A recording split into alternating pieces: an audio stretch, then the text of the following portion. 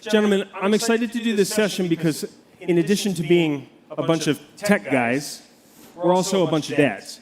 And this topic, I think, is going to draw on both those things. So I took my five-year-old son, took him to the pediatrician this past week, his annual checkup, and I heard the usual thing, from the pediatrician. You got to limit his screen time, right? How many people have heard that? Parents out there, oh yeah. Right. We've heard what we're learning from the state of, shall we just say, the internet today is, screen time is just the surface. We have to worry about mental health issues. We have to worry about depression. We have to worry about suicide. We have to worry about kids ordering drugs off of the black market and getting them delivered to their homes. There's all sorts of new threats that are just easier and faster with kind of our current environment. So I wanted to ask you, Hari, start with you. Is this a public health crisis? Yes, it is very much that. Actually, if you looked at the Surgeon General's letter to the nation 2 years ago, it was all around this issue about sort of the epidemic that's now part of our culture. If you go speak with hospitals, we're big partners with Boston Children's Hospital because we're in Boston, and if you speak with people at the ER, the trend that happened was during COVID, something weird happened where a lot of there's sort of a certain rate of cases with anxiety, and it got pulled in quite a bit. So the rate went up quite a bit. Not enough clinicians to be able to handle it, and it stayed high. It hasn't come down. So very much so across the medical system is completely overwhelmed, and it doesn't seem to be letting up. Yeah. How many people think this is a public health crisis? All right, quite a few.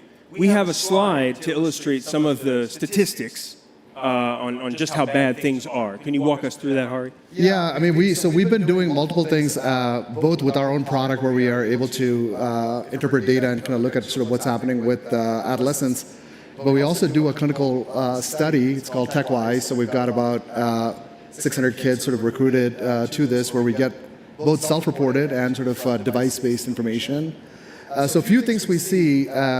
The first one, the phone pickups and drop-offs it's insane. It's sort of like very akin to like smoking cigarettes. So like if you're a smoker, you wake up in the morning, the first thing you want to do is smoke. Same exact thing happens with kids. They pick up their phone, try to look at it, put it back down. And we tend to measure things like mood, sort of how they're feeling. And the ones that are doing it compulsively, there is a clear indicator that anxiety levels are up quite a bit. Yeah. The second thing, which is sort of maybe sort of slightly positive, I guess, would be that the impact on boys seems to be different than girls. It doesn't seem to be as impactful on boys as it is on girls, especially in that sort of 13 to 17 zone for girls. And then the third thing, which is sort of a new emerging trend that we're seeing now, is the amount of time kids spend talking to AI bots. It's significantly higher than they do with their own friends or their parents. So we look at the data. It's about 12x length, basically. So it's about 12 characters that they type on an average text. With AI bots, it's about 12x that. They're having real in-depth conversations. About 35 to 40% of these tend to be highly sexual in nature. Yeah. And there's a variety of apps that sort of exploit this. And so there's definitely sort of morphing of this ecosystem with AI as well. Totally. Jeffrey, you are known for many things, but certainly your years at Disney, and that is a company that puts the family at the center, right?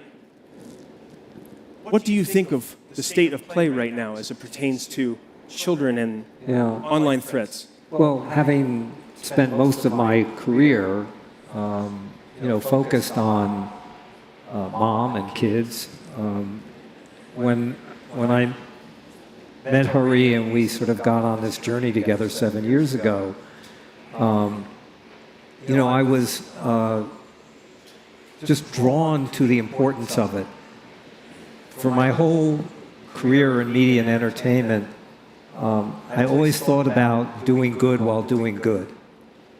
And 10 years ago, when I pivoted into tech and company building and investing, I wanted to retain that as a sort of North Star for me. Yeah.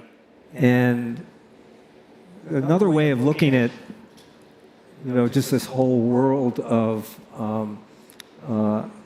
online and on devices, I think this idea that we're going to put the genie back in the bottle is just wishful thinking.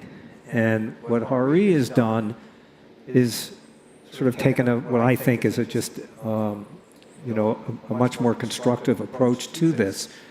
And the analogy I would make is that for all of us as parents, when we have our kids reach sort of driving age or approaching driving age, we actually have a ramp in which we on-road them. Yeah. Learner's permit, taking them to a Walmart parking lot, and hoping we don't hit a light pole. All the way through this process. And it is actually several years That's right. in which we get them to a place where they are safe and responsible, and we can feel confident that they're ready for the real roadway. To me, I look at this as analogous to it. Yeah. I would think the online world, in fact, is significantly more dangerous than the roadways. And Hari set out to build a set of tools that allow parents to be parents and to shepherd their kids into this world in a reasonable and responsible way. It's not about spying on them, but rather giving them the tools to be able to have that be a safe journey. Right. Jeffrey, you have 2 kids, 3 grandkids. Hari, you have 4 kids and a personal story that informed your company's direction. Could you share it for us? Yeah, no, happy to. So our mission always was to make the internet safer, because we just feel like there's so many issues that come with it. But sort of in the first 5 years, we really just thought about things like scams and spam and viruses and all those types of things, though we were kind of engaged with helping parents sort of look through content filtering, et cetera, as well. And so that was sort of like our work direction. Around the same time, one of my kids, I would say it's about a little over 2 years ago, was going through a really hard time. So I remember it started in February. She started saying, "Hey, I don't feel great. I feel really down." And we thought, well, maybe just too much activity. She's overwhelmed. And so let's wait till the summer. June comes along. We thought it would pop back up, and it actually went the other way. She really just completely dipped, couldn't get her out of bed. And it got so bad at some point where we said we really need clinical help here. So we actually had to go get her into a CBAT facility for a couple of weeks for a reset where there's no devices or anything allowed. So until that point, we never ever looked at her phone. We're hyper privacy oriented. And then I remember I dropped her off, came back. I had her phone, so I looked through it, and it is probably one of the most shocking moments of my life. We're a tight family. We do lots of stuff together, but we had no idea. We had no idea what was going on with this kid and what was going through her mind and things that she was struggling with. And so, the next 2 weeks, I had our CTO basically move in with us and say, how do we? I want to make sure my kid's okay. What do we do? What do we put on our phone? How do we track it? Because she's going to come back, and I know what's going to happen. We'll ask her how she's doing. She's going to say everything's fine, but clearly it's not. And so we couldn't find anything. And so the company was going in this direction. We said, well, you know what? I think we can actually build this. We can actually embed this in the devices, but do it very medically oriented, bring in clinical staff. And so that's how we ended up in this direction. We didn't set out to go solve this, but it sort of, we are accidental tourists, as we like to think about it. So this issue perplexes me, and I'll tell you why. And the reason we wanted to have this conversation here at Brainstorm Tech is everybody agrees that we need to protect kids in terms of their digital activity, and how we go about that, I'm sure we all disagree, but kids need to be protected. They're a sort of protected class, right? Virtually everybody agrees with that. Republicans agree with that. Democrats agree with that. Libertarians agree with that. Actually, even some of the social media companies have signed on to bills supporting this sort of thing. Whether or not you think they're genuine, that's up to you. So the thing that perplexes me, though, is why can't we get any of these laws passed in a way that actually helps people? And it turns out it's because it's in tension with another important value of ours. How many people believe in the First Amendment here? I'm a journalist, so I will raise my hand extremely high. Great. We're in tension with protecting kids. Because every time one of these bills gets struck down, it is because, on First Amendment grounds, our two values here are in tension with each other. Jeffrey, you have certainly been politically active over your career. I would love to understand how we can actually move this ball forward. I've never felt an issue where everybody was in agreement, and yet, how can we make this actually happen at a level higher, greater than Hari? Well, I don't have an answer for you. I think, Andrew, you see in different parts of the world, there's a will and a way. Yeah. So Australia being an example of it, other countries following suit. And to be clear, we're quite supportive of all of that. We consider what we do complementary to that, because you're not going to take devices away forever. Right. So no matter whether you're going to onboard them at 12 years old or 16 years old or 18 years old, no matter what, I think you need these tools that we're building. I think the idea that we're going to see some aggressive legislation in this country today around this, I think is just unlikely. Yeah. I'm also wondering who should be responsible for this. So, Jeffrey, you were talking about parents. It's parents' job, and that's certainly true. To an extent, should it be anybody else's job? Hari, what do you think? Look, I think... you went through this. Yeah, my sense is I think there is change happening. It's very slow. Part of the issue is that us as adults didn't have to go through this. Yeah. This is a new thing. Like, when we were growing up, there were no smartphones or there's no social media. No. And there's not really, parents don't understand the impact of this. So, if you don't, when you're driving, if you hit somebody, you're going to get hurt. So everybody legislates, let's make sure that kids get a learner's permit, we have a seatbelt. But that took more insidious, isn't it? Yeah, it took more time. This is more subtle, but it's growing, and I don't think we've kind of caught up with it. Yeah. So at some point, I do think, I'm optimistic that there will be regulation, there will be sort of a view that this is, for us as a society, we need to kind of get a handle on this. But until then, that may be 5 years, that may be 10 years from now. Yeah. I think if we're waiting for social media companies to open up and say, hey, here's all of our data, let's figure out how to take all this together and come up with a safe view for kids. Is that a reasonable expectation? It's not going to happen. It's not going to happen. There's completely perverse incentives. I don't know, if you're a business person. We're talking about companies who trade on attention and engagement. And exactly.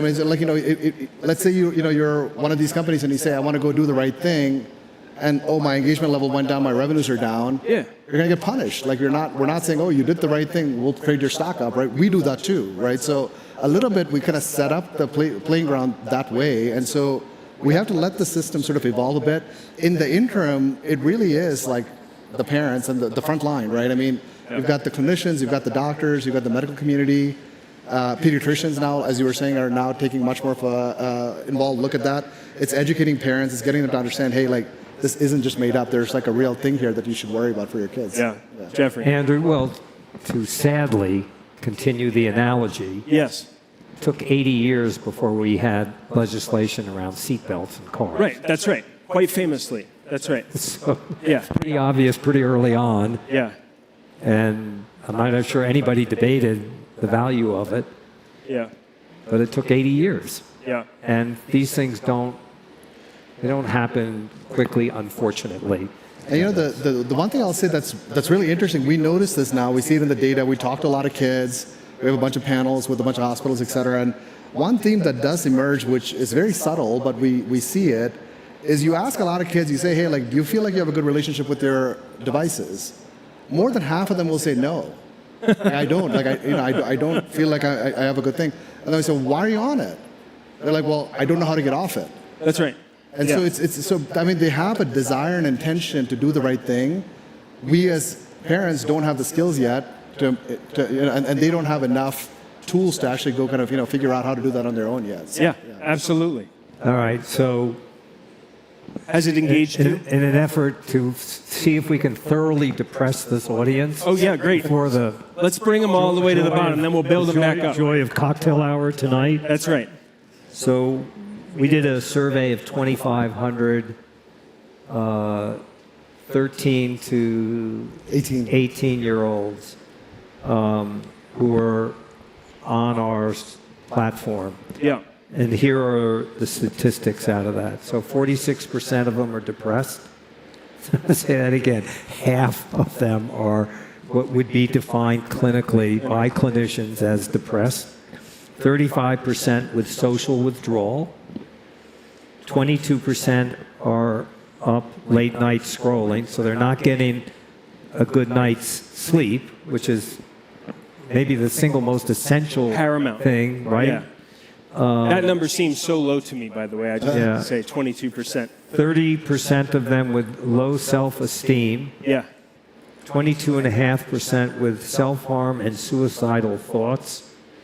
And 52% with eating issues. And what's crazy about it is for girls, it's just horrible. Yeah. So 80% of girls 18 and younger do not like their body shape. Yeah. And half of them, more than half of them, are doing things that are harmful to themselves as a result of it.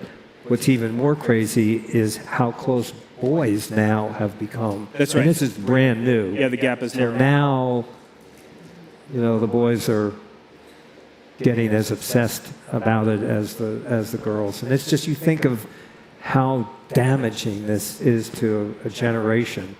Yeah. And that's what, you know, as I say, that's what makes us mission-driven here. So I want to come to the audience for comment and question in just a minute, but so what do we do about it, right? So, Hari, you're trying to solve it through your own company. I've mentioned policy and legislation and that sounds, by your own description, sort of a nice to have. We're not expecting much from the companies whose business models run directly against a lot of this stuff. Who is going to save the children? Yeah, I mean, look, I think it was interesting is like most people you talk to, everybody says, yes, this is a problem. Right. It's not just the US, by the way, it's global. Like we've talked with investors in the Middle East, like we've run surveys out there. Same exact thing. It's like bizarrely almost spot on with each other. So it's not one place problem. It's like all across the world. So you do see sort of two trends. One is parents are now starting to recognize it. You've got folks like Jonathan Haidt, for example, that's out there talking a lot about this. Schools are now saying, hey, like maybe you shouldn't bring phones into schools. We're seeing that communities are forming like grassroots efforts where they say, hey, let's make a pact where none of our kids are going to have phones till 15. Yeah. Because part of the problem is that if you get a phone, if you don't get a phone and all your friends have phones, that's really difficult for a kid. So there's all this like groundswell of stuff, you know, starting to build up a little bit.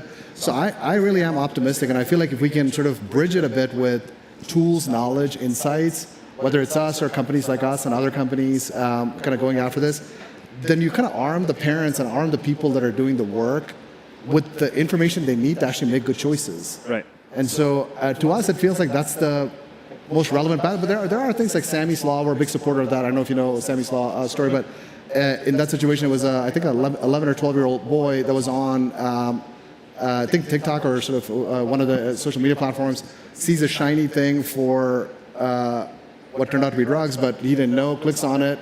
It's connected to a payment system on the back end. The drugs show up to his house that evening, and he pops one. It has fentanyl in it, and he died. And so there, I mean, there's like, so now there's a whole collection of like tens of thousands of parents saying, hey, we want to pass Sammy's Law. So there's definitely a groundswell, but it's slow, and it's slowly happening. Well, and some of it is ineffective because it's based on age verification or whatever, and we know how well kids get around that. All right, let's go to the audience. I would like to hear if you agree, if you disagree, who's going to be solving for this. I had a feeling you would want to kick in. I was watching your face as we were talking. Right over here, please. Just over to my left, your right. Over here, please. Thank you. Hi, Julie Morris. I do thought leadership, but so I think just what you said as you wrapped up the question, who's going to do anything about it? I think it's the kids. So in the spirit of brainstorming, if you don't build it with them, they're not going to want to take advantage of it. There will always be a way around it. So I was curious to know, have you engaged kids in and around this? I mean, 1,000,000%. But this, I think that's very, very spot on. I think it's sort of a little nuanced in the sense that the kids don't yet have the tools, so you have to still provide them with the tools. But both in our medical office and sort of our view is, at the end of the day, the kid is the hero of the story. We're all like just around this thing, and we want to make sure we give them the tools to kind of get better. But part of the issue too is that we as parents don't know what to do yet. Like we don't, you get sort of broad views of, hey, like, block their phone down at this particular time, don't let them look at these social media apps, etc. There's a lot of loopholes, so you got to bring them along on the journey a little bit. So And the earlier that you start, the better. it's the better. Right. I mean, that's the one thing about it, which is, whether it's a 12, 13, 14, 15 years old, different parents have different, beliefs about when, where, and how. But, there's this first moment when you actually are going to allow your child to have their own smartphone. And that's why I sort of was making that subtle point that they have the desire to get better. Right, and they want that smartphone so badly, they have annoyed you to the place that you literally want to lock them in a closet and gag them, and they are torturing you. And so what you get to say at that magic moment, gift with purchase. I'm going to give you that phone, but I'm also going to make sure you're safe. And I think that is the moment where all the leverage exists, and I think from you start from that place, they're good with it. They actually want to be helped. Sorry. I mean, most kids actually, they want guidance. They want help along the way in this. They don't want to be spied on. And that's the brilliance of what the product is that Ari has created is it's actually observational. So it's giving you as a parent perspective around data and information around it. You're not reading their actual text communications. There are alerts if there are things that are dangerous that are happening that will come to the parent right away. But mostly this is about being able to see what does their digital health look like. Hard to argue with it at 12. Harder at 14. Yeah. Thank you for that. Right over here, thank you for being patient. Your name and who you're with, by the way. Thank you. Thanks, Andrew. Venk Vardhan with Nanoware. We do home-based cardiometabolic digital diagnostics. Jeffrey, your point on how cardiometabolic risk in kids, because of all of this, has become, we're seeing it as a home company in New York City and getting involved there. Andrew, a lot of the Fortune people live in New York. You said something that resonated really close to home with me with the First Amendment. Yeah. I think the larger aspect is that tied to a parent saying, don't tell me how to raise my kid. And the communality of it is where I think we can't give up on policy. You see in New York City, first year, you cannot have a phone in school. We're 1 week in, and we can hear the kids already jumping up and down on how awesome this is. And that happened at local PTO and PTA boards in each, the Bronx, Brooklyn, what have you. Hochul's doing a rollout on New York State. So I wonder, it almost has to start with a communal effort. But the sad thing is, and I don't know if I have an answer to this, on the parenting side, and you guys nailed this, Hari, you nailed it, it has to be everyone's in the pool or no one's in the pool. Because the minute 1 or 10% of the parents say, don't tell me to raise my kid, they get a phone, 100% of the kids have to have the phone. And so I think policy has to start really local, and it will have to be, to Julie's point, kids and parents, but I don't think we can put this completely on the kids. They're still kids, right? They don't vote, they don't pay taxes. Like, we still have to take leadership here. I don't have a question, Andrew. I don't know. No, comment is just fine. Thank you. Thank you for sharing it. There was another one over here. Yes. Your name and who you're with. Hi, I'm Heather from Deloitte. I guess first, just a little provocation. I'm surprised that you're surprised that women and girls experience dysmorphia about their bodies. I think that happened with the advent of the advertising industry agencies, not tech. But on that note, since you sit at the intersection of tech and wellness, I wonder what we're doing as modeling. I look at all of us with our phones in our hands. We can't breathe without the feeling of we are productive when we have our phones. We are so important and we are so tethered. Having just watched a level and go through nicotine withdrawals, it looks like a nicotine addiction to me. So I wonder what your thinking is around taking this up to like us as grown-ups and modeling. That's another huge thing too, because with kids, you can set up controls, you can set up all these things, and say, hey, like, yeah, you can't be on your phone, and then you're sitting at the dinner table on your phone. Kids model behavior after what they see, not what you're telling them. So in a lot of ways, I think the gentleman that was talking about sort of local, community-oriented stuff, I actually think it starts with families. Like, I think families need to actually say, hey, listen, like, here's sort of sacred time. We want to make sure that we're not all on the phone at the same time. And it has to be kind of a joint activity. And it's really hard, and that's why when I said earlier, we don't know how to solve this problem because we're in the middle of it too with the kids. Like, we're going through the same exact thing that the kids are going through. We just don't like to say it. And maybe you're more equipped to handle negative emotions compared to an adolescent, but we're all addicted too. Like, it's a real problem.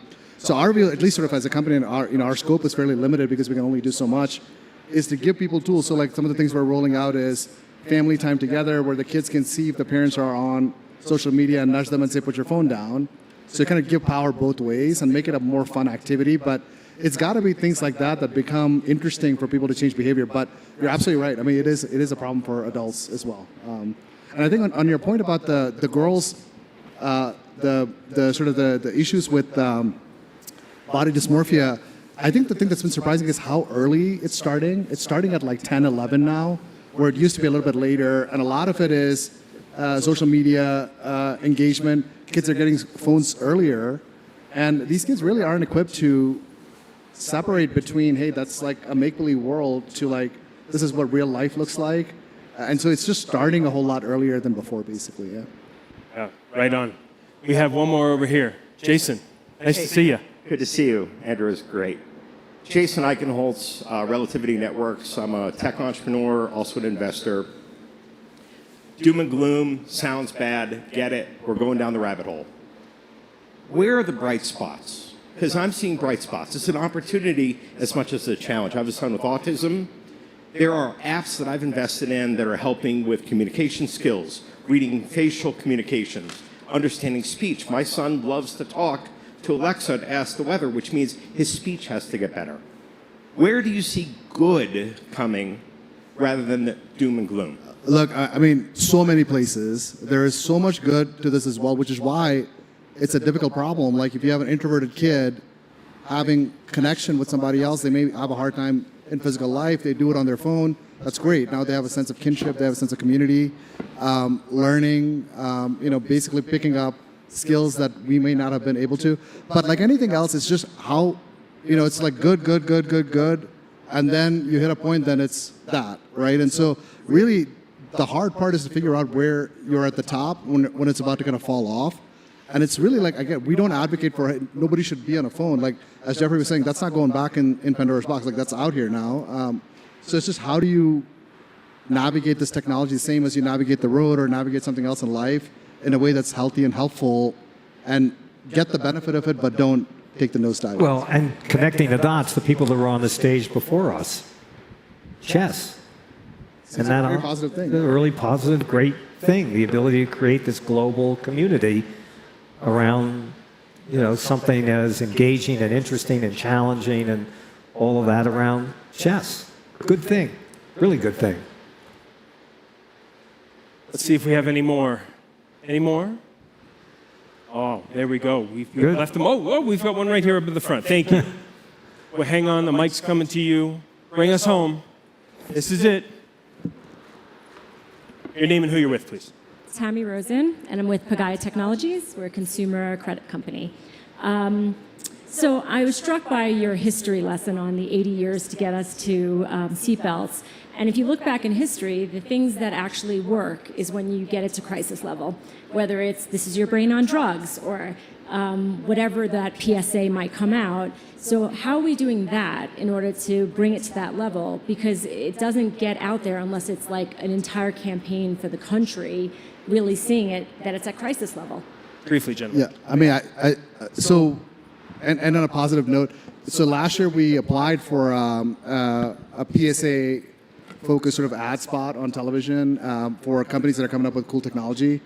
The theme of that was very much this, like most people that submitted stuff were around this particular theme. So now there's like a national campaign that the stations are doing for free around our product, which is a PSA announcement. And now we're seeing this year. That Morgan Freeman is doing. That was The voice of God. So there is definitely stuff happening, but I don't think that it's percolated enough that we can see it every day, day by day. We're seeing more of the problem than we are the fact that people are working hard to make things better, but I do believe it's happening. It's not hit peak yet, but on a good trajectory, I think. So. Thank you for your question. Jeffrey, Hari, thank you for this important conversation. Thank you.